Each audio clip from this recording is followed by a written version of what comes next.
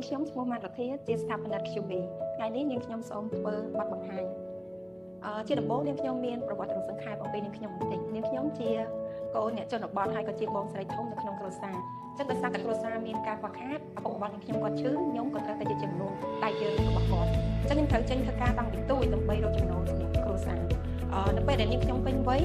នាងខ្ញុំចាប់ផ្ដើមលក់បន្លែនៅក្នុងផ្សារមួយនៅក្នុងឆ្នាំ2019នាងខ្ញុំក៏បានជួបជាមួយនឹងជនជាតិបារាំងដែលគាត់មានជំនាញខាងចាត់ខ្មុំគាត់ក៏បានណែនាំឲ្យនាងខ្ញុំនឹងលក់ទឹកខ្មុំតែនាងខ្ញុំថាលក់អីទឹកខ្មុំព្រោះទឹកខ្មុំខ្លាំងច្រើន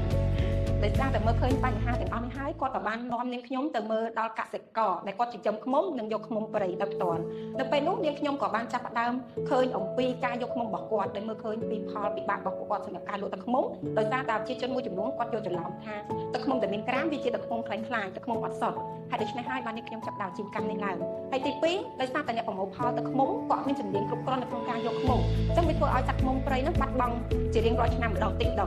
ហើយទី3នោះគឺភ្ញៀវទេសចរដែលគាត់មកកម្សាន្តនៅក្នុងស្រុកខ្មែរយើងតែប៉ុន្តែគាត់អាចទទួលបាននៅទឹកខ្មុំខ្មែរពេលដែលគាត់ទៅដល់ផ្សារទំនើបគឺមានតែផលិតផលនាំចូលអត់មានផលិតផលក្នុងស្រុកផលិតផលរបស់យើងទាំងអស់គឺមានចំនួនទៅដល់13មុខនៅក្នុងនោះគឺយើងមានមុំព្រៃមុំចិញ្ចឹមនិងផលិតផលដែលយើងបានកែច្នៃហើយក្រៅពីនោះក៏យើងមានសេវាកម្មសម្រាប់ភ្ញៀវដែលគាត់មកកម្សាន្តនៅក្នុងស្រុកខ្មែរគាត់អាចមករៀនយល់ដឹងបន្ថែមទៅលើការចិញ្ចឹមឃ្មុំរបស់យើងតើយើងចិញ្ចឹមឃ្មុំរបៀបម៉េចតើយើងយកឃ្មុំរបៀបម៉េចតើយើងធ្វើទឹកឃ្មុំនឹងដោយរបៀបម៉េចអញ្ចឹងគាត់អាចមករៀនយល់ដឹងជាមួយយើងបន្ថែមទៀតក្រៅពីនោះគាត់អាចមករៀនធ្វើជាទៀនក្រអូបប្រេងកាឡាឬក៏សារ៉ុំយកមុខនៅក្នុងហាងរបស់យើងផ្ទាល់មិនមែនថាមកទៅទិញទឹកឃ្មុំហើយទៅវិញទេគាត់អាចមានទទួលបាននូវចំណេះដឹងបន្ថែមទៀតផងដែរ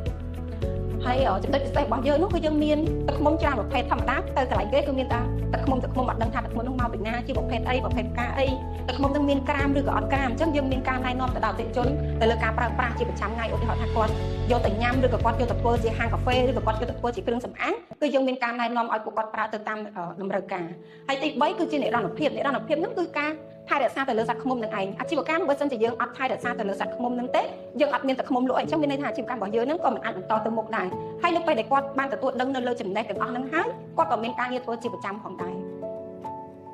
គ្រប់ផលិតផលរបស់យើងគឺយើងបានចុះបញ្ជីត្រួតពិនិត្យគ្រប់ផលិតផលមុនពេលដែលយើងយកមកដាក់លក់នៅលើទីផ្សារ